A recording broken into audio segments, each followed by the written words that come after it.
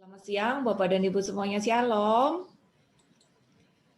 Oke, kita ketemu lagi ya setelah libur Lebaran.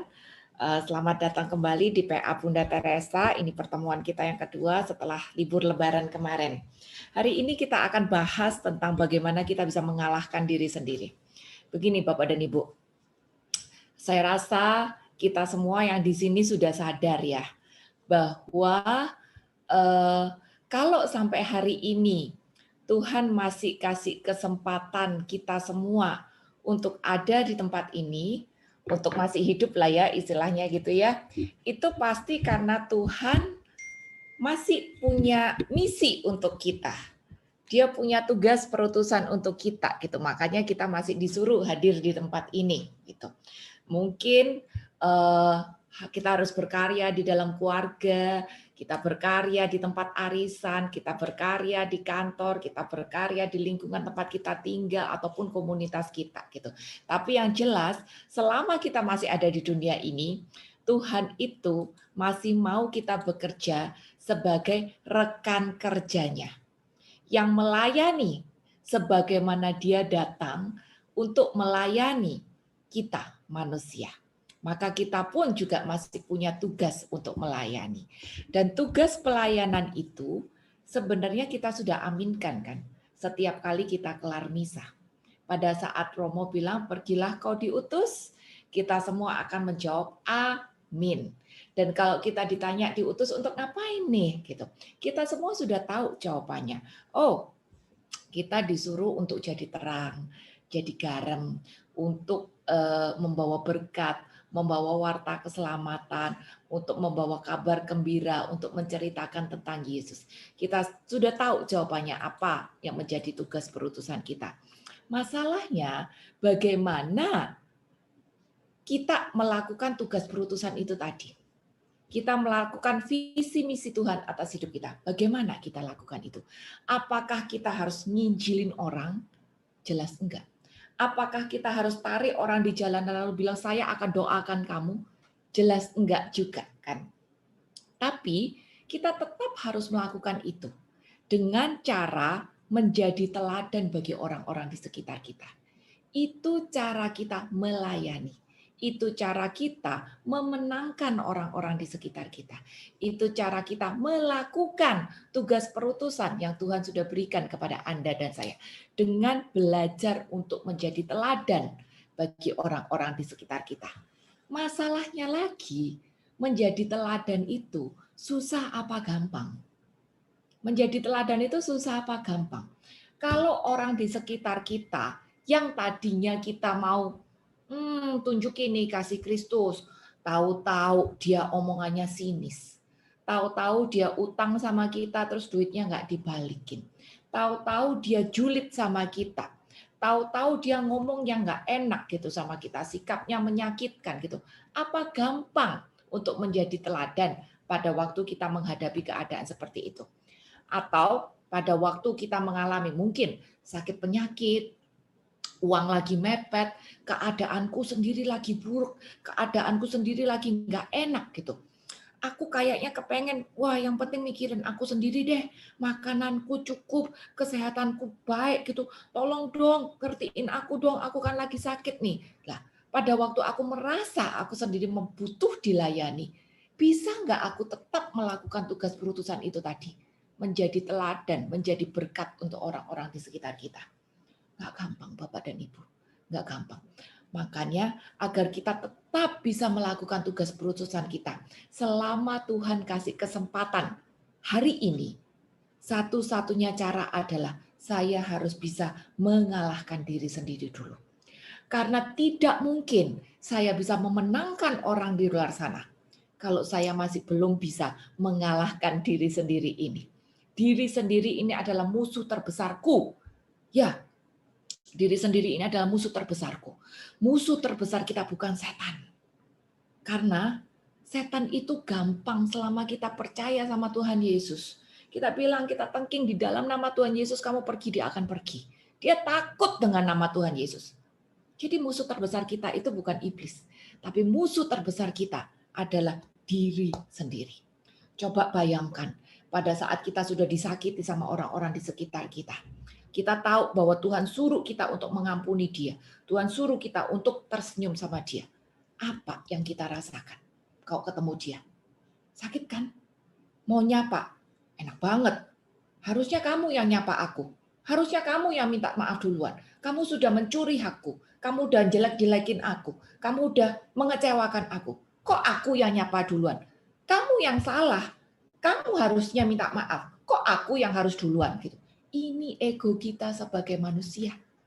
Nah, padahal kan Tuhan suruh mengampuni, melayani pada semua orang. Bukan cuma pada orang-orang yang baik sama kita.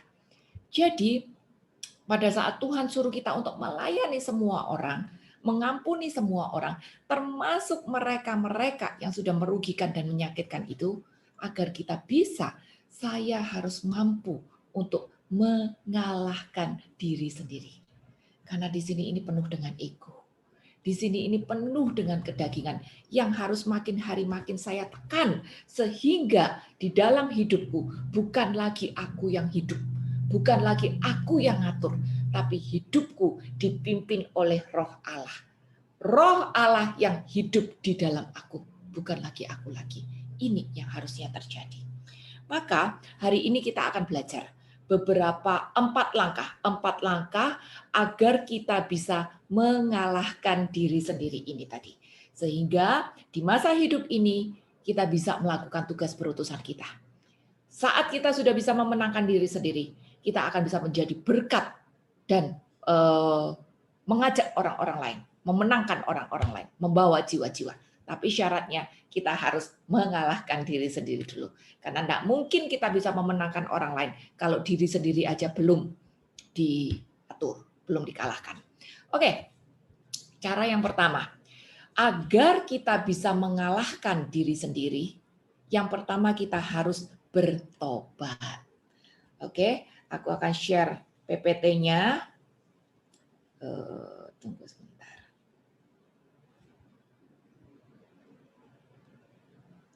Langkah pertama agar kita bisa mengalahkan diri sendiri adalah lewat pertobatan. Aku pakai ayat 1 Petrus 1 ayat 18-19. Bisa tolong ditayangkan kah?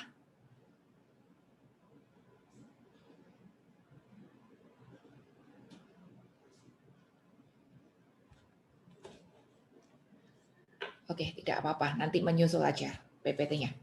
1 Petrus 1 ayat 18-19. Aku akan bacakan. Sebab kamu tahu bahwa kamu telah ditebus dari cara hidupmu yang sia-sia, yang kamu warisi dari nenek moyangmu itu, bukan dengan barang yang fana, bukan pula dengan perak atau emas, melainkan dengan darah yang mahal, yaitu darah Kristus yang sama seperti darah anak domba yang tak bernoda dan tak bercacat. Bapak dan Ibu, kita tahu banget ya ayat ini ya, bahwa kita sudah dibebaskan dari cara hidup yang sia-sia. Bukan dengan hal-hal bayar, bukan dengan uang, bukan dengan apa ya. Tapi kita sudah dilunasi dengan darah Yesus. Pembayaran kita ini luar biasa, yaitu dengan darah Yesus gitu. Maka harusnya kita ini bebas dari cara hidup sia-sia. Apa sih cara hidup sia-sia itu? Bapak dan Ibu, cara hidup sia-sia itu bukan lagi Pak ngomong tentang, oh aku sudah nggak nonton drakor kebanyakan kok, oh aku sudah pakai waktuku sekarang untuk cari kegiatan-kegiatan rohani, oh aku sudah pakai tenagaku untuk pelayanan, oh aku sudah pakai uangku untuk berdonasi. Enggak, cara hidup yang sia-sia itu bukan sekedar hal seperti itu. Atau cara hidup yang sia-sia, pertobatan, bukan lagi bicara tentang, oh saya sudah tidak mencuri, saya sudah tidak lagi mabuk-mabukan, saya tidak berzina, saya tidak lagi hidup di dalam yang neko-neko seperti itu. Enggak, Bapak dan Ibu. Saya percaya kita sudah enggak di level seperti itu. Hal mencuri, mabuk-mabukan, berjudi kita sudah tidak di level seperti itu. Tapi kita tetap harus introspeksi diri agar kita bebas dari cara hidup yang sia-sia itu. Kayak apa? Gini Bapak dan Ibu. Kita tahu bahwa firman Tuhan itu tuh kan dianggap sebagai terang, dikatakan sebagai terang ya. Semakin kita hidup makin dekat, makin dekat sama terang, maka kita itu akan makin kelihatan sama kekurangan-kekurangan kita. Contoh ya, kalau saya sore-sore kayak begini punya kaca di dalam ruangan, di dalam rumah sejauh 2 meter, saya tidak akan bisa lihat nih keriput, jerawat, bentol-bentol. Saya tidak akan bisa lihat itu semua gitu. Karena jaraknya jauh. Terus cahayanya kurang terang, apalagi mendung-mendung seperti ini gitu. Tapi semakin saya dekat dari 2 meter jadi 1 meter, lalu lampunya saya nyalain 1, saya mulai kelihatan, oh iya, ada keriput di sini. Ada item-item di sini, kena umur. Ada bekas jerawat di sini, mulai kelihatan. Karena saya makin dekat dan makin terang. Lalu kalau saya berjalan makin dekat lagi dan lampu saya nyalain 2, wah kelihatan jelas nih. Wah ternyata kayak keriputnya banyak ya, kantong mata sudah ada ya. Oh udah kelihatan banget nih umurnya, ada mulai item-item, ada bekas jerawat, ada bentol-bentol, apa segala macam. Udah mulai kelihatan jelas itu segala macam kekurangannya. Nah, demikian juga hidup Anda dan saya. Pada saat kita berjalan makin dekat pada terang, makin dekat kepada Tuhan, kita ini akan makin kelihatan kekurangannya.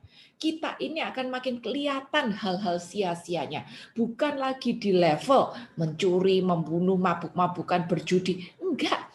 Tapi bisa jadi pada saat saya tadi saya kebablasan marah. Nah, sadar sekarang, oh iya ya tadi kok aku marah ya. Oh iya ya tadi kok aku ngomong nadanya tinggi ya. Oh iya ya tadi kok aku nggak nyapa tapi aku noleh begini. Jangan-jangan dia pikir aku buang muka ya. Nah, hal-hal kecil seperti itu loh Bapak dan Ibu. Itu akan makin menjadi peka di dalam kehidupan kita. Itu sebetulnya hal sia-sia yang Tuhan sudah bebaskan dari Anda dan saya. Di dalam hal pemakaian waktu, gitu. Ya memang kita sudah nggak nonton drakor kebanyakan, gitu. Tapi mungkin kita pegang HP atau main sosmed kebanyakan, waktu yang sebetulnya saya bisa pakai untuk ngobrol dengan tetangga, sehingga dia dapat merasakan berkat, dia dapat merasakan kehangatan atau keramahanku, aku pakai karena aku males nyapa dia keluar, gitu. Nah, ini bisa menjadi hal sia-sia yang sebenarnya Tuhan sudah bebaskan dari Anda dan saya. Di sini kita harus bertobat. Jadi langkah pertama agar kita bisa mengalahkan diri sendiri adalah pertobatan. Sekarang kita cek. Kita sudah ikut banyak sekali acara-acara rohani ya. Ada devosi, ada PA, ada kelas ini itu, ada rosario, ada novena, misa, apa segala macam. Harusnya acara-acara rohani itu tadi membawa kita makin dekat sama Tuhan. Membawa Roh Kudus makin menguasai kehidupanku. Itu harusnya.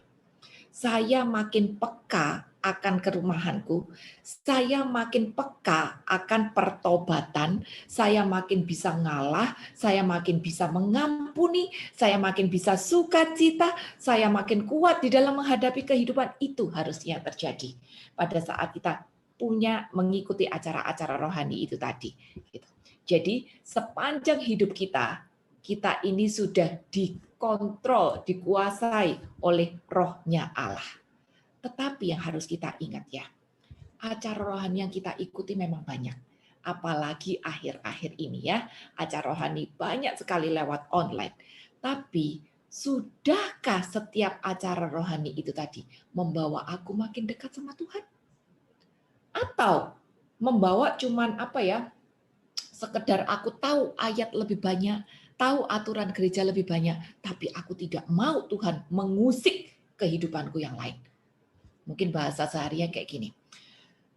Kalau kita punya acara rohani banyak, harusnya saya makin dekat sama Tuhan. Kalau saya makin dekat sama Tuhan, maka Tuhan makin menguasai hidup. Saya makin bertobat, sehingga waktu aku bekerja, waktu aku punya masalah, waktu aku bersosialisasi dengan orang-orang di sekitar, hidupku ini makin dikontrol oleh Tuhan. Tuhan tidak hanya di kotak rohani, tapi Tuhan ada di kotak rohani, kotak keluarga, kotak bisnis, kotak bermasyarakat, kotak bersosmed, kotak berarisan, kotak berolahraga, dan di seluruh kotak-kotak kehidupanku. Tuhan bukan cuma di kotak rohani. Nah, jadi Bapak dan Ibu, kita harus mulai mikir, Tuhan ini adanya di mana di dalam hidupku. Jangan sampai aku mengizinkan dia hadir saat aku ibadah doang, tapi pada saat aku kerja, aku pemarah. Aku tidak mau mendengarkan nasihat. Aku tidak mau taat dengan pimpinan.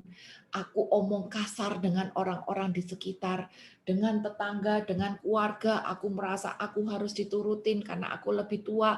Aku merasa aku harus dikasihani karena aku lagi ada masalah. Kayak gitu-gituan. Jadi kalau kita punya hubungan pribadi dengan Tuhan yang makin baik, harusnya dia pun berkuasa di setiap kotak-kotak kehidupanku, bukan cuma di dalam hal rohani. Pada saat kita membiarkan Tuhan berkuasa di seluruh aspek kehidupanku, di situ kita makin bertobat. Dan di situ pula kita makin mampu untuk menyangkal diri. Lukas 9 ayat 23 bilang bahwa kita harus sangkal diri, panggul salib setiap hari. Ini perkataan yang keluar dari mulut Tuhan Yesus sendiri ya. Katanya kepada mereka, setiap orang yang mau mengikuti aku, ia harus sangkal diri, memikul salibnya setiap hari dan mengikuti aku. Setiap hari, bukan cuma sesekali, bukan cuma seminggu sekali, tapi setiap hari sangkal diri. Apa sih sangkal diri? Sangkal diri itu bahasa sederhananya gini, berkata tidak sama diri sendiri.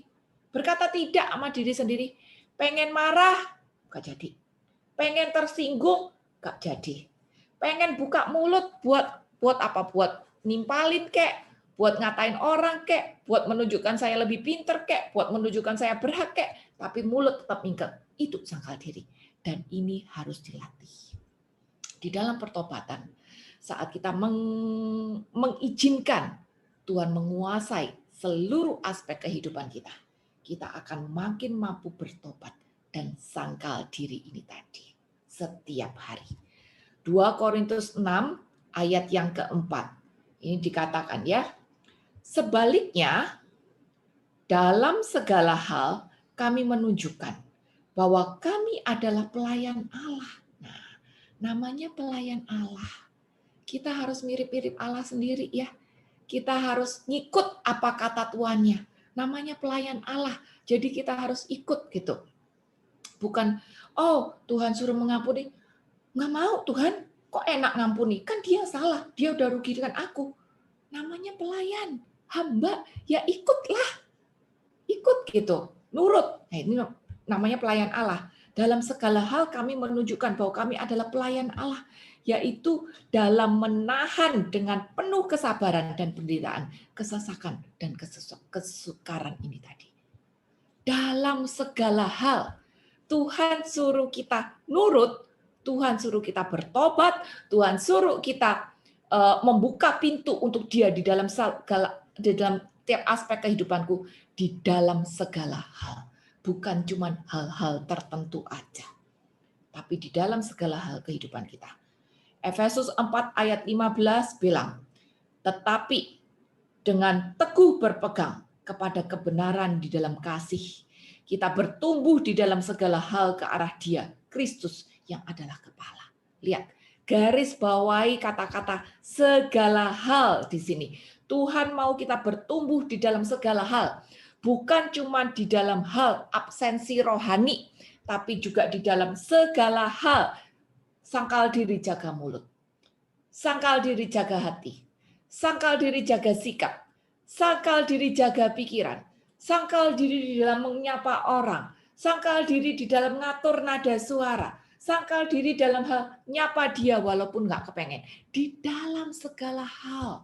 Bapak dan Ibu, kita ini disuruh bertumbuh. Dan kalau kita bisa bertumbuh di dalam segala hal penyangkalan diri itu, baru kita bisa berjalan ke arah Dia yang adalah kepala. Jadi Tuhan Nggak mau kita cuma devosi, cuma novena, cuma rosario, cuma ibadah ini itu, tapi tidak mengizinkan dia berkarya di dalam kehidupan kita sehari-hari. Tuhan mau dia terlibat, bahkan dia menjadi kepala di dalam kehidupan kita sehari-hari. Bukan di dalam hal ibadah doang. Jadi pertobatan ini penting banget. Pertobatan dan pakai ibadah ini tadi akan membawa kita makin dekat sama dia di dalam kebenaran. Ini tadi ada ayatnya tadi ya, Efesus 4 ayat 15, kebenaran. Kebenaran itu apa sih? Boleh dicatat aja, kebenaran itu Yohanes 17 ayat 17. Firman-Mu adalah kebenaran. Jadi kebenaran itu adalah firman. Kebenaran konsep firman ini berbeda dengan kebenaran konsep dunia, ya. Kebenaran konsep firman ini berbeda dengan kebenaran konsep dunia, ya. Contohnya kayak gini. Saya selalu ingat ilustrasi. Ada dua orang yang lagi berantem, satu pinter, satu oon. Yang pinter bilang 7 kali 3 itu 21. Yang oon bilang 7 kali 3 itu 20. Semua saling ngotot-ngototan bilang itu benar, 7 kali 3 21 yang paling benar, kamu bodoh, kamu mana tahu itu. Yang bodoh bilang enggak, 7 kali 3 itu 20, pokoknya 20, aku maunya 20, aku taunya 20. Nah, antara si pinter sama si oon berantem. Singkat kata, karena berantemnya sudah makin rame gara-gara ngotot 20 atau 21, akhirnya mereka bawa ini ke persidangan. Tanya hakim, mana yang benar? Yang salah harus dihukum. Nah, ini kan konsep dunia ya. Yang salah harus dihukum. Akhirnya si hakim bilang, 7 kali 3 adalah 20. Jadi kamu si pintar, kamu dihukum. Kamu salah. Selesai persidangan, ketok palu, ya, si pinter nggak terima. Dia ngomong sama hakim, hakim, kan kamu tahu 7 kali 3 itu 21. Kenapa saya dihukum? Kenapa malah dia yang dibebaskan? Lalu si hakim bilang, elu itu loh ya, kamu udah ngerti apa yang benar. Kok ngotot? Kok hal-hal kecil gitu dibawa berantem sampai ribut gede gitu? Ngalah aja kenapa sih? Aku hukum kamu bukan karena jawaban kamu benar. Aku hukum karena sikap kamu itu yang tidak tepat. Nah, Bapak dan Ibu, dari cerita ini kita tahu bahwa konsep kebenaran Alkitab surga berbeda dengan konsep kebenaran dunia. Dunia akan sangat mementingkan pokoknya aku benar, pokoknya aku yang benar dah, konsepku yang benar, dan kalau yang salah itu akan dihukum. Tapi konsep kebenaran firman adalah bagaimana hidup kita bisa membawa damai bagi orang-orang di sekitar kita. Masalah gue sebenarnya benar apa kagak, itu nggak masalah. Tapi buat Tuhan yang penting adalah hidupku ini sudah jadi berkat atau enggak. Kalau aku ngotot, aku pokoknya benar, aku pokoknya paling baik, aku pokoknya paling tepat, tapi aku malah jadi berantem sama orang-orang lain. Di situ kita perlu bertobat dan melibatkan roh Allah di dalam setiap kehidupan kita. Sehingga kita nggak malah ngotot dan malah menjadi konflik, membuat konflik bagi orang-orang di sekitar kita. Di sini Bapak dan Ibu, ayat tadi menjelaskan bahwa dengan teguh berpegang pada kebenaran di dalam kasih, kita harus bertumbuh di dalam segala hal. Kolose 1 ayat 10 bilang, dengan demikian kamu dapat hidup dengan cara yang layak di hadapan Tuhan, menyenangkannya dalam segala hal, menghasilkan buah dalam setiap pekerjaan baik, dan bertumbuh dalam pengetahuan akan Allah. Lihat Bapak dan Ibu, bagaimana semuanya ini berkorelasi. Kalau memang kita hidup di dalam kebenaran, membiarkan roh Allah menguasai setiap kehidupan kita, baru hidupku tuh menyenangkan Dia. Bukan cuma menyenangkan awakku dewe. Kalau kemarin aku pikir 7 kali 1, 3 tuh 21, pokoknya aku benar, pokoknya aku paling pintar, pokoknya aku yang paling hebat. Tapi ternyata aku bikin konflik sama orang di sekitarku. Aku tidak menyenangkan Tuhan. Itu aku menyenangkan diri sendiri. Itu aku menjadi hamba atau tuan bagi diri sendiri. Tapi aku tidak menyenangkan Tuhan. Padahal Tuhan suruh aku untuk menyenangkan Dia di dalam segala hal. Bukan cuma di dalam absensi ibadahku, tapi di dalam segala hal, termasuk keseharian hidupku dan bagaimana aku merespon keadaan yang mungkin tidak aku sukai, yang mungkin menjadi masalah, yang mungkin berat itu.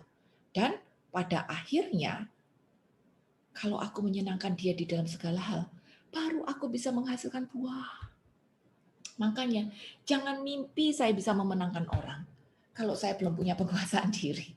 Jangan mimpi saya bisa memenangkan jiwa-jiwa kalau saya belum bisa mengalahkan diri sendiri, mengalahkan egoku, mengalahkan kesombonganku, mengalahkan sikap iri hatiku, mengalahkan mulutku yang pengennya jawab dia, memenangkan apa egoku yang kayak nggak mau kalah dan mau mempertahankan hak-hakku. Jangan mimpi. Saya baru bisa menghasilkan buah dan dalam pekerjaan baik kalau aku bisa mengalahkan diri sendiri. Hidupku menyenangkan dia. Di sini kelihatan kita bertumbuh dalam pengetahuan akan Allah. Kalau Bapak dan Ibu ingat ya, ada cerita di Alkitab pada waktu itu Yesus berjalan bersama dengan murid-muridnya dan mereka ketemu dengan orang-orang yang tidak sepaham dengan Tuhan Yesus. Maka apa yang murid-murid lakukan? Murid-murid nanya sama Tuhan, Tuhan, orang-orang ini sudah menghina Engkau, orang-orang ini sudah nggak sepaham dengan kita. Bagaimana kalau kita turunkan saja api dan petir dari langit untuk menghukum mereka? Murid-murid panas karena merasa disolimi. Murid-murid panas karena merasa dihina, merasa dirugikan, merasa tidak diorangkan gitu. Murid-murid merasa panas dan egonya mulai naik, emosinya mulai naik. Mereka tahu mereka ada di pihak yang benar, maka mereka kepengen pakai kuasa untuk menurunkan api dan petir dari langit. Tapi pada saat mereka ngomong itu sama Tuhan, apa yang Tuhan lakukan? Jangan. Tuhan bilang jangan. Kalau kamu turunkan api dan petir dari langit, bagaimana mungkin mereka bisa dapat merasakan kasih Allah? Mereka perlu melihat kasih Allah yang lembut. Bapak dan Ibu, ini yang sering terjadi pada kita kan. Kita sering emosi, kita sering merasa disolimi, kita sering merasa dirugikan, kita sering merasa dikucilkan, ditinggalkan, dibuang, dan segala macam yang nggak enak. Dan masalah-masalah ini membuat aku merasa, ngertiin aku dong, kasihanin aku dong, dulukan aku dong. Aku yang benar ini, aku yang paling aktif, aku yang paling tahu. Ini ego kita makin naik. Tapi kan Tuhan bilang, walaupun kamu pintar, walaupun kamu tahu, walaupun kamu benar, walaupun kamu disolimi, dirugikan dan sakit hati, tetap gak boleh turunkan api dan petir dari langit itu tadi. Karena apa? Karena orang-orang di sekitar harus melihat Yesus yang membawa damai. Bukan Yesus di dalam aku yang ngajak berantem, yang ngamuan, yang gampang tersinggung, yang gampang pemarah, yang gampang mengeluarkan kata-kata keras dan pahit. Enggak. Jadi kita harus bertobat. Kalahkan diri sendiri. Matikan ego itu tadi. Matikan rasa minta dikasihani. Matikan rasa iri. Matikan rasa sakit hati itu tadi. Agar hidupku menyenangkannya di dalam segala hal. Dan baru aku bisa menghasilkan buah. Bapak dan Ibu, pertobatan. Metanoia itu penting banget. Metanoia itu bertobat, bukan cuma sekedar bilang, saya sudah ngaku dosa. Kemarin saya lupa misa harian, kemarin saya lupa baca Alkitab, kemarin saya marah-marah. Enggak. Pertobatan, metanoia, itu berarti apa? Berbalik dari cara hidup yang lama. Berbalik dari cara hidup yang lama. Bukan cuma ya udah yang lewat ya udah lewat gitu. Enggak, tapi berbalik. Meaning artinya setelah ini aku tidak bersikap seperti itu lagi. Setelah ini aku tidak berpikir seperti itu lagi. Setelah ini aku akan belajar untuk lebih kontrol mulutku. Setelah ini aku belajar untuk nyapa dia, ngampuni dia. Setelah ini aku belajar untuk jaga hatiku dengan lebih waspada. Inilah metanoia. Kolose 3 ayat 3, 9-14. Ini dikatakan, Ayat yang ketiga, karena itu matikanlah dalam dirimu segala sesuatu yang duniawi. Ya, kita tahu Bapak dan Ibu ya, dunia ini dikuasai oleh iblis. Dan dunia ini membuat segala sesuatu yang cabul, najis, ya mungkin kita sudah lewat fase ini, tapi hawa nafsu, kita masih ada nafsu marah. Kita masih ada nafsu iri, kita masih ada nafsu sombong, kita masih ada nafsu makan kebanyakan, kita masih ada nafsu menunjukkan saya yang paling bisa, saya yang paling mampu, saya yang paling benar gitu. Nafsu jahat, keserakahan gitu. Dikatakan apa? Sama dengan penyembahan berhala. Wah, bayangin banget. Saya cuman kesel sedikit sama dia, nafsu marah. Disamain sama penyembahan berhala. Saya cuma belum bisa mengampuni dia. Nafsu menunjukkan bahwa aku yang paling benar, dia yang harus minta maaf duluan. Disamakan nama penyembahan berhala. Wah, sorry. Sorry. Kalau hujan hidungku gatal. Nggak mau dong. Masa sepertinya ya bukan dosa gede ya. Sekedar belum bisa mengampuni. Sekedar mulut kebablasan. Kok sudah dinyamakan dengan penyembahan berhala. Tapi ini bukan saya loh ngomong yang Bapak Ibu ya. Ini yang ngomong Alkitab. Ini yang ngomong Alkitab. Jadi bagian kita apa? Bagian kita yang sudah ibadah, belajar untuk menjadi pelaku firman. Belajar untuk taat di dalam pertobatan ini tadi. Kontrol hawa nafsu, ego itu tadi. Sehingga kita tidak lagi saling mendustai. Jangan lagi kamu saling mendustai ya. Orang yang mendustai itu sebetulnya dikuasai oleh kegelapan ya. Karena kamu telah menanggalkan manusia lama serta kelakuannya dan telah mengenakan manusia baru yang terus-menerus diperbarui untuk memperoleh pengetahuan yang benar, menurut gambar kalinya. Sering Bapak dan Ibu, kita ini mendustai. Bukan cuma dusta, janjiin, aku janjiin kamu kirim kopi besok terus aku pura-pura lupa. Dusta kita udah nggak di level itu lagi gitu ya. Dusta itu bisa kayak gini, saya doanya sudah manis, kata-kata doa saya indah, penuh dengan syukur, mazmur, pujian, saya sudah jadi aktivis, saya sudah jadi donatur gitu. Tapi di dalam keseharianku, apakah aku sudah berserah? Apakah aku peduli dengan satpam di depan, dengan tukang sampah yang di depan? Saya udah jadi donatur nih, tapi saya belum peduli sama satpam di depan. Itu dusta. Itu dusta. Saya bisa doa bagus-bagus, tapi saya tidak punya kasih terhadap orang di sekitarku. Itu adalah dusta. Jadi ayat bilang, jangan lagi kamu saling mendustai. Kita harus cek diri. Karena roh Allah hanya mau tinggal di dalam kita kalau kita hidupnya dipimpin oleh Dia. Makanya pertobatan berarti saya menanggalkan manusia lama serta kelakuannya, kelakuan hati, kelakuan pikiran, kelakuan mulut, dan mengenakan manusia baru. Manusia baru ini bukan cuma satu kali pakai baju baru, jreng, udah beres ya, enggak. Tapi terus-menerus diperbarui. Manusia baru ini harus berproses. Upgrade terus-menerus. Makin baik, makin baik, makin baik. Makin mendekat sama Tuhan. Makin mendekat sama terang. Jadi makin bertobat. Makin mampu menguasai ego. Makin mampu menguasai hawa nafsu itu tadi. Berupgrade.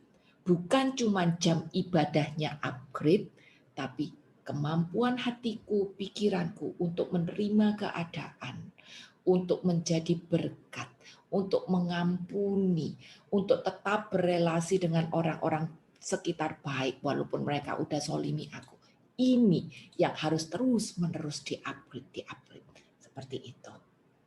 Nah, jadi tanda pertobatan itu adalah kalau kita sudah bisa mengampuni, kita bisa menerima keadaan, saya sakit hati, hakku dicuri, saya disingkirkan, tapi saya bisa mengampuni, saya bisa menerima keadaan, baru ini yang namanya bertobat. Nah, proses mengalahkan diri sendiri, itu pertama pertobatan.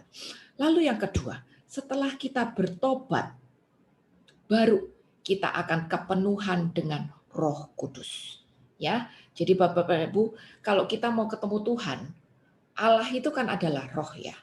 Maka kalau kita mau ketemu Tuhan yang adalah roh, roh kita harus bersatu dengan Dia. Karena Dia adalah roh. Nggak mungkin kita ketemu Dia cuma secara badan doang, karena Dia adalah roh. Jadi Tuhan tahu, untuk ketemu Dia yang adalah roh, itu tuh nggak gampang. Tapi Tuhan baik. Maka apa yang Dia lakukan? Dia kirim kita Roh Kudusnya. Sehingga kita ini sebenarnya sudah bisa ketemu dengan Allah secara roh dan roh. Karena kita sudah punya Roh Kudus itu tadi. Pada saat kita dibaptis, kita sudah terima Roh Kudus kan? Maka setelah kita bertobat, kita ini akan mengalami sebetulnya kepenuhan roh. Bersatu dengan roh.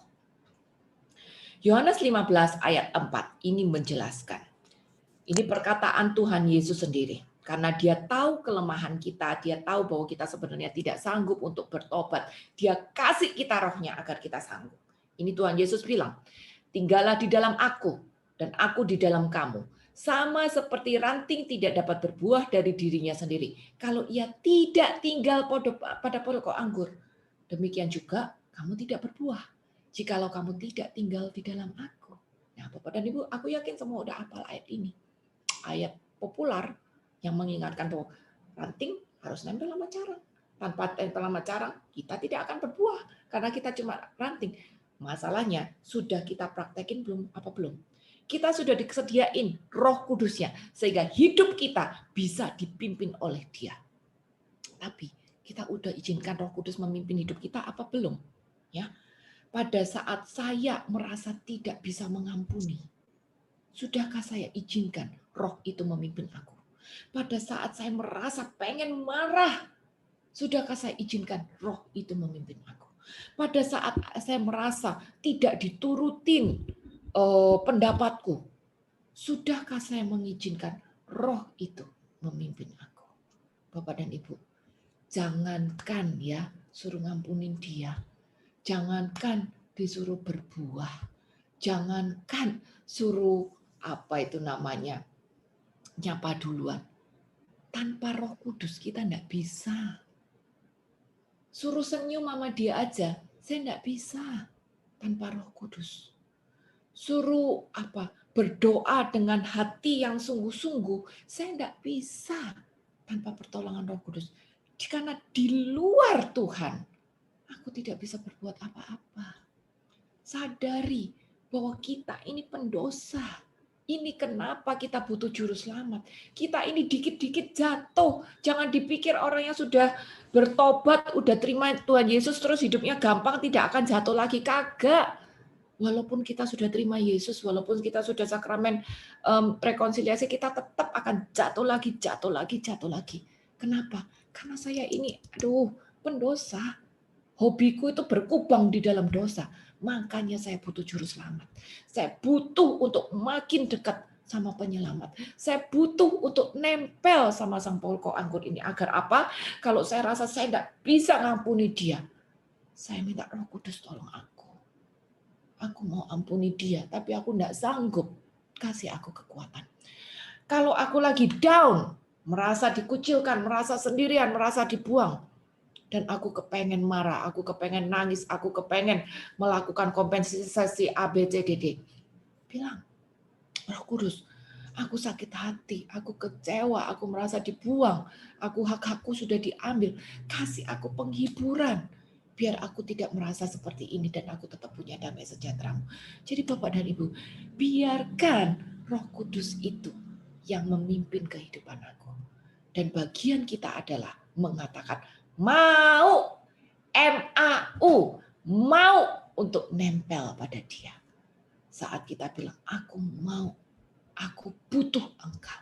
Aku mau engkau yang memimpin kehidupanku. Di sini kita diberi kesanggupan untuk mengampuni, untuk bangkit, untuk terhibur, untuk tetap mengatakan hal yang baik walaupun banyak masalah, untuk tetap berharap, dan sebagainya, dan sebagainya. Jadi Bapak dan Ibu, agar kita tetap nempel sama dia, sadari. Saya ini orang lemah, saya tidak bisa apa-apa. Saya mau membiarkan engkau memimpin kehidupanku. Ini bagian kita. Dan kalau kita sudah mengizinkan dia memimpin kehidupanku, Roh Kudus itu akan berkarya. Dia akan menjadi penolong bagi kita. Yohanes 14 ayat 16-17. Dia menjadi penolong bagi kita. Aku minta kepada Bapa dan ia akan memberikan kepadamu seorang penolong yang lain supaya ia menyertai kamu selama-lamanya, yaitu Roh kebenaran. Ya, penolong ini bukan menolong kita untuk bebas dari masalah. Penolong ini bukan menolong kita untuk mendapatkan semua yang aku mau. Penolong ini bukan menolong kita sehingga dia nurut sama aku. Enggak seperti itu. Bukan jampe-jampe ini, tapi penolong ini akan menolong kita sehingga kita mampu untuk hidup di dalam kebenarannya. Bukan kebenaran dunia, tapi kebenarannya Tuhan. Saat aku tidak sanggup untuk mengampuni, dia tolong aku akan sanggup. Saat aku tidak sanggup untuk ketemu dia, dia akan tolong aku sehingga aku bisa ketemu.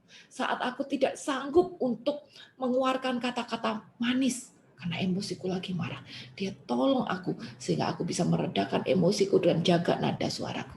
Ini Roh penolong. Dia juga akan hadir sebagai roh kebenaran bagi kita. Yohanes 14 ayat yang ke-26. Aku akan minta kepada Bapa. Yohanes 14 ayat 26 ya. Aku akan minta kepada Bapa. Dia akan memberikan kepadamu seorang penolong yang lain dan ia akan menyertai kamu selama-lamanya. Bisa dibilang ayat paralelnya sama tadi, boleh dicatat aja. Ya, penolong yang akan ada bersama kita selama-lamanya. Roh Kudus itu sudah ada. Bagian kita adalah mau untuk membiarkan dia menuntun kehidupan kita, menjadi pilot di dalam kehidupan kita. Kalau kita sudah membiarkan dia untuk memimpin kehidupan kita, baru kita akan punya kuasa untuk mengalahkan diri sendiri dan menjadi berkat bagi orang-orang di sekitarku.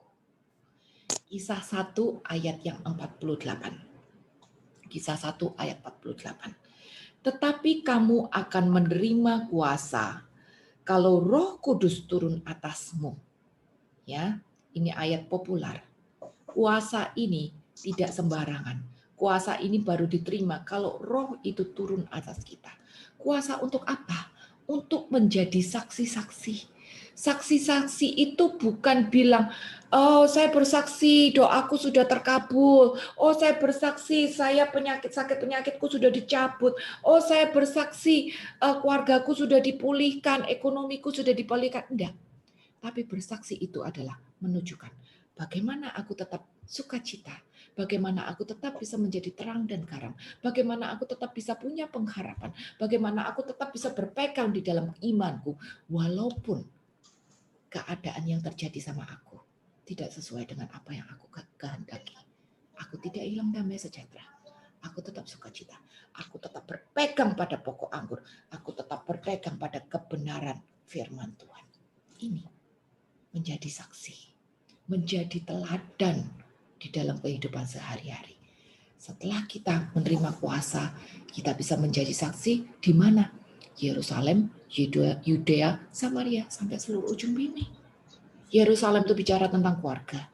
Yudea itu bicara tentang orang-orang di sekitar kita. Samaria itu bicara tentang ring 2, ring 3 kita. Sampai kemana-mana. Ujung bumi. Tapi syaratnya kita harus bertobat dulu dan membiarkan hidup kita kepenuhan Roh Allah. Sehingga saya dulu yang diubahkan. Saya dulu yang jadi teladan. Bagaimana mungkin saya bisa jadi teladan kalau saya pemarah? Bagaimana mungkin saya memenangkan jiwa-jiwa? Jangankan di Yerusalem. Di Yerusalem kalau lihat saya marah-marah, saya bete terus, saya iri hati terus, saya kontrol, saya bosi, saya gampang tersinggung, gampang left group, kalau kehendakku tidak diturutin aku ngambek, kalau kehendakku tidak terjadi aku marah-marah. Bagaimana saya bisa menjadi berkat?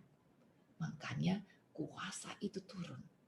Kalau kita bertobat, Roh Kudus turun, baru kita menjadi saksi, menjadi teladan bagi orang-orang di sekitar kita.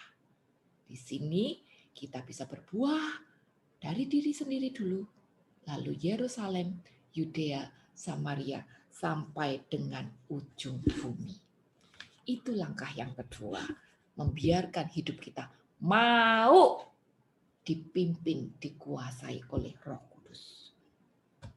Lalu yang berikutnya, setelah kita mau dipimpin oleh Roh Kudus, bukan berarti hidup kita terus gampang. Ada juga jatuh bangunnya. Maka kita perlu terus untuk mencari tuntunan Allah. Langkah yang ketiga, tuntunan Allah. Cara kita mencari tuntunan Allah itu ada dua. Dengan mencari dulu, lalu belajar untuk praktek. Singkat kata, setelah kita mencari tuntunan Allah, kita belajar untuk taat, menjadi pelaku firman. Aku yakin Bapak dan Ibu semuanya udah hafal ya. Kita tidak boleh jadi pendengar aja, tapi kita harus taat. Jadi jangan berhenti di level mencari doang. Jangan berhenti di level mencari doang. Cari Tuhan di PD, cari Tuhan di pengajaran ini, cari Tuhan di Zoom itu, cari Tuhan di ibadah ini, cari Tuhan di novena itu. Loh, cari Tuhannya tidak salah. Tapi setelah cari, jangan mandek. Setelah cari, belajar untuk taat. Mempraktekkan itu tadi. Dan ini adalah yang paling penting. Karena kalau kita tidak belajar untuk praktek, tapi nyari terus, nanti ya kita bakal jadi kayak ahli Taurat, orang Farisi. Ngerti aturan banyak, apal ayat-ayat banyak, tapi tidak bisa praktek. Jadinya apa? Pemarah. Sombong. Mau menang sendiri. Minta diturutin, minta di ngertiin. Kayak orang Taurat. Kayak ahli Farisi, kan kayak gitu. Tahu banyak, nyari terus, tapi tidak bisa praktek. Maka kita jangan berhenti di level praktek. Jangan berhenti di level mencari.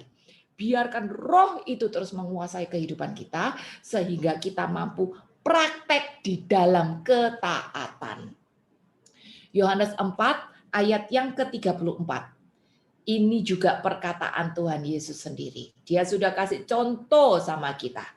Kata Yesus kepada mereka, makananku ialah melakukan kehendak Dia yang mengutus aku dan menyelesaikan pekerjaannya. Bapak dan Ibu, ini perkataan Tuhan Yesus loh. Yesus aja sebagai manusia, dia belajar taat sama Bapaknya, bahkan taat sampai mati. Kita tahu Tuhan Yesus, dia datang untuk tebus kita. Dan dia harus tebus kita dengan cara siksaan, salib sampai mati dengan darah-darah. Hari ini kita nggak sampai suruh darah-darah kok. Paling apa sih? Ya, sakit hati ampunin dialah. Uang hilang ya udah ampunin dialah. Nggak diturutin ya udahlah, ngalah lah. Orang Jawa bilang yang waras ngalah gitu. Ya udah. Ini yang penting kita bisa jadi pembawa damai. Tuhan Yesus sendiri sudah kasih kita contoh menjadi teladan di dalam hal ketaatan. Maka kita pun juga harus belajar untuk taat, menyelesaikan pekerjaan Bapa yang dia percayakan di dalam hidupmu sampai akhir. Walaupun ada masalah yang harus hadapi, walaupun ada orang-orang yang merugikan, menyakitkan aku, tapi kalau ini adalah sesuatu yang Tuhan izinkan terjadi dalam hidupmu, ya udah jalanin aja. Hidup paling berapa lama sih? 70-80 tahun kata Mazmur. Kalau ada bonus ya dikasih itu bonus, tapi kita mendapat surga yang nilainya adalah kekal. Kalau 70-80 tahun kita cuma disuruh sangkal diri panggul salib, ngalah sedikit, ngampuni sedikit, melayani sedikit, nyapa dia sedikit, rugi-rugi dikit, ya udahlah, toh cuma sebentar. Yang penting di kekekalannya kita bisa mendapat janji-janji Tuhan. Ini yang harus kita jadikan pegangan. Nah, kalau kita ngerti ini, biar kita sanggup, biarkan kita belajar taat untuk menjadi seorang pelaku firman. Next slide. Jangan kita cuma berhenti di level pencari firman Tuhan. tapi kita harus menjadi pelaku firman Tuhan. Ya, resapkan ini benar-benar. Jangan berhenti di level mencari doang, tapi kita harus belajar pelaku. Kalau kita cuman devosi, novena, ibadah, PAPD, semuanya kita jalanin, rosario setiap hari kita jalanin, tapi nggak bisa nyapa dia, nggak bisa ngampuni dia, nggak bisa lepaskan kepahitan, nggak bisa forgive masa lalu, nggak bisa nerima keadaan sakit penyakit atau apapun salib yang Tuhan izinkan terjadi, kita belum di level pelaku firman. Terus naik tingkat, jadi pelaku firman. Biarkan roh Allah menguasai kehidupanku. Aku mau hidupku, mau hidupku dipimpin oleh roh Allah. Sehingga aku sanggup naik ke level pelaku firman ini tadi. Mengalahkan egoku sendiri, mengalahkan rasa sakit hatiku, mengalahkan iriku, mengalahkan kesombonganku, mengalahkan konsep-konsepku pribadi. Dan menjadi seorang pelaku firman Allah. Maka Bapak dan Ibu, next slide, kita harus belajar untuk melayani Tuhan. Bukan melayani pekerjaan Tuhan. Ya, berbeda. Next slide. Melayani Tuhan, bukan melayani pekerjaan Tuhan. Loh, apa itu Sheila bedanya? Melayani, banyak orang ya terjebak dengan melayani pekerjaan Tuhan. Dipikir, kalau saya sudah jadi singer, saya sudah jadi usher, saya sudah setting Zoom, saya sudah jadi apa itu namanya, core, saya sudah antar jemput transportasi, saya sudah bikin flyer, itu berarti saya sudah melayani. Bapak dan Ibu, itu tidak tepat. Itu salah satu cara untuk melayani. Tapi bukan melayani pekerjaan Tuhan. Melayani pekerjaan Tuhan itu adalah bagaimana sikap hidupku, reaksi hidupku sehari-hari. Bukan cuma di dalam kantong gereja, tapi juga di dalam kantong masyarakat, kantong keluarga, kantong pekerjaan, kantong arisan, kantong sepedaan. Bagaimana sikap hidupku, bagaimana sikap hidupku sehari-hari itu menunjukkan aku mau menyenangkan Dia. Ini yang namanya melayani Tuhan. Kalau kita punya konsep hidup tertanam di dalam hati dan pikiran, saya mau melayani Tuhan, ya. Saya bukan cuma melayani pekerjaan Tuhan, tapi saya melayani Tuhan, maka saya tidak akan gampang tersinggung. Saya tidak akan gampang left group, saya tidak akan gampang kecewa, saya tidak akan gampang marah, saya akan bisa menerima perbedaan, saya tidak akan iri kalau dia lebih daripada aku, saya tidak akan sombong kalau dia kurang daripada aku. Karena apa? Karena saya melayani pekerjaan Tuhan. Tuhan suruh aku jadi pembawa damai. Tuhan suruh aku menjadi pembawa damai. Bukan cuma sekedar jadi singer, bukan cuma sekedar jadi donatur, tapi melayani pekerjaan Tuhan. Jadi pembawa damai apapun situasi hari ini yang aku hadapi. Jadi Bapak dan Ibu, jangan terjebak dengan konsep, jangan terjebak dengan kata-kata pelayanan. Pelayanan itu bukan cuma sekedar melakukan segala sesuatu secara aktivitas badani, jasmani. Tapi melayani itu adalah bagaimana aku bersikap di dalam hati dan pikiranku, yang tercermin di dalam perkataanku, raut mukaku, keseharianku itu. Orang yang melayani Tuhan, orang yang bertobat, orang yang membiarkan hidupnya kepenuhan dengan roh Allah, orang yang belajar untuk menjadi seorang pelaku firman, dia akan melayani Tuhan, bukan cuma sekedar melayani pekerjaan Tuhan.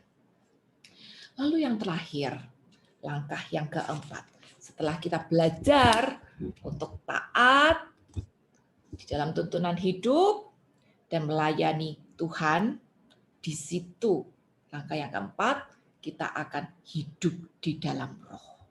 Berarti apa? Hidupku sudah benar-benar dipimpin oleh roh Allah. Aku sisipin satu ayat di sini, Galatia 2 ayat 20, dikatakan, bukan lagi aku yang hidup, tapi Dia yang hidup di dalam aku. Pada saat Dia hidup di dalam aku ya, kalau ada orang ngomong kasar sama aku juga pasti, kasar banget ya nih orang ya. Tapi ya wis lah, nggak apa-apa gitu. Aku nggak tersinggung, aku nggak kecewa gitu. Aku nggak marah. Pada saat orang nipu, duit kita hilang atau apa gitu, kita juga, ya elah duitku hilang. Padahal aku juga butuh itu gitu. Tapi aku tidak akan panggil apa itu namanya debt collector, saya tidak akan WA dan marah-marah dan maki-makiin dia. Saat hidupku dipimpin oleh Roh Allah, kita sudah punya penguasaan diri. Karena kita sudah bertobat. Kita bisa mendengarkan pimpinan roh di dalam hidup kita. Kita sudah melekat pada sang pokok. Kita sudah belajar untuk menjadi pelaku firman itu tadi. Hidup harus dipimpin oleh Roh Allah. Saat hidup kita dipimpin oleh Roh Allah, di situ kita bisa memenangkan diri sendiri. Dan kita akan punya damai sukacita. Bapak dan Ibu sering kan dengar ayat, biarkan damai sukacita Tuhan yang melebihi segala akal, memenuhi kehidupan kita. Ini kan yang kita mau, damai sukacita. Hal ini akan terjadi kalau kita biarkan hidup kita dipimpin oleh Roh Allah. Kita tidak lagi marah dengan masa lalu. Kita bisa terima keadaanku. Walaupun tidak sempurna, tidak sesehat orang lain, tidak sekaya orang lain, keluarga tidak seharmonis orang lain, tapi aku menerima keadaanku, maka aku damai. Memang perkataan dia menyakitin aku, sikap dia menyakitin aku, dia merikutkan aku, tapi aku belajar untuk mengampuni, aku belajar untuk menerima kelemahan dia, aku belajar untuk menerima perbedaan cara-cara dia, maka aku tetap damai. Ini terjadi kalau hidup kita dipimpin oleh Roh Allah. Galatia 5 ayat 16 sampai 20. Ini nanti boleh dibaca secara full ya, aku bacakan sedikit. Maksudku ialah hiduplah oleh Roh. Hiduplah oleh Roh, maka kamu tidak akan menuruti keinginan daging. Tolong slide-nya. Hiduplah oleh Roh. Karena tanpa Roh kita tidak bisa berbuat apa-apa. Tanpa Roh, ego kita, kedagingan kita, luka kita, self kita semuanya akan muncul. Maka hiduplah oleh Roh. Saat kita hidup oleh Roh, kita tidak akan lagi mengikuti keinginan daging. Keinginan daging berlawanan dengan keinginan roh. Keinginan roh berlawanan dengan keinginan daging. Karena keduanya bertentangan. Sehingga setiap kali kamu tidak melakukan apa yang kamu kehendaki. Ini loh, kalau hidup kita dipimpin oleh Roh, pengennya marah nih, tapi aku bisa diem. Pengennya bombardir dia, tapi aku penguasaan diri. Pengennya mempermasalahkan dia, pengennya nunjukkan kalau aku punya otoritas, kalau aku bisa, kalau aku punya kuasa, kalau aku tahu, kalau aku lebih, kalau aku punya koneksi. Tapi karena hidupku dipimpin oleh Roh, ya udah diam aja. Terima dia. Karena keinginan Roh berlawanan dengan keinginan daging. Saat kita mau untuk membiarkan hidup kita dipimpin oleh Roh, maka kita tidak akan melakukan apa yang sebenarnya kita tidak kehendaki. Saya tahu, Bapak dan Ibu sudah tahu kebenaran firman Tuhan itu apa. Dan kepengen untuk melakukan itu. Tapi susah. Karena kurang melekat pada pokok. Karena sering membiarkan roh ini tidak berkuasa di dalam hidupku. Maka pengajian hari ini sangat-sangat mengingatkan. Kalau kita mau hidup menyenangkan Tuhan, maka kita harus membiarkan hidup kita dipimpin oleh Roh. Karena barang siapa menjadi milik Kristus Yesus, ia telah menyalibkan daging dengan segala hawa nafsu dan keinginannya. Pengen marah, salibkan. Tidak. Pengen jawab, salibkan. Tidak. Kepengen tidak mengampuni dia. Tidak. Kepengen tidak nyapa dia. Tidak. Pengen minta duitku balik. Tapi ya dia tidak bisa. Ya udah, terima keadaan. Kepengen cari alternatif biar aku bisa mendapat kesembuhan. Tapi itu hawa nafsu. Jadi matikan. Kalau kita hidup dipimpin oleh Roh, maka hidup kita juga harusnya dipimpin oleh roh. Daging berlawanan dengan roh. Nah, Bapak dan Ibu, 4 langkah sederhana yang harus kita praktekkan ya, agar kita bisa mengalahkan diri sendiri. Karena nggak mungkin kita bisa memenangkan orang di luar sana kalau diri sendiri aja kita belum bisa kontrol. Maka langkah pertama, kita harus bisa kontrol diri sendiri. Biarkan setiap ibadah kita benar-benar membuat relasi kita terjalin dengan Tuhan. Bukan cuma sekedar badan datang secara lahiriah, tapi tidak membawa roh kita bersatu dengan Dia. Roh kita harus makin bertobat. Hidup kita harus makin bertobat. Lepas dari segala kesia-siaan. Hidup kita harus makin kepenuhan dengan Roh Kudus. Hidup kita harus makin taat pada tuntunan Allah menjadi seorang pelaku firman. Sehingga kita benar-benar hidup dipimpin oleh Tuhan. Jangan lagi kita menjadi seorang pengikut, tapi kita harus menjadi seorang murid. Pengikut 5.000 orang, 15.000 orang ikut Yesus, semuanya cuma cari makan. Ingat, kalau ada misa penyembuhan apa segala macam, yang datang ribuan. Tapi PA yang datang sedikit, karena omongannya keras semua. Banyak orang datang minta ini, minta itu sama Tuhan. Tapi berapa yang mau belajar? Berapa yang mau jadi pelaku firman? Tapi hari ini Anda dan saya dipanggil. Bukan untuk menjadi pengikut, tapi menjadi seorang murid yang adalah pelaku firman, yang mau belajar untuk membiarkan roh Allah bertahta di dalam kehidupanku. Karena aku mau mengalami damai sejahtera. Aku mau mengalahkan diri sendiri. Ayat yang terakhir, Roma 8 ayat 37. Ini seperti yang kita nyanyikan tadi di pembukaan. Biar ini menjadi pegangan hidup Anda dan saya, tetapi dalam semuanya itu, kita lebih daripada orang-orang yang menang. Oleh Dia yang telah mengasihi kita. Ya Bapak dan Ibu, kita adalah lebih dari pemenang. Seorang yang lebih dari pemenang, bukan karena doanya dikabulkan. Bukan karena kehendaknya terjadi. Bukan karena keadaan sudah baik.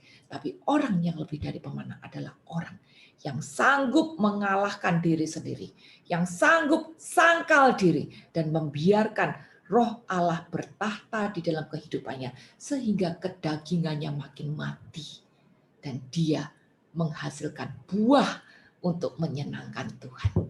Tuhan Yesus memberkati.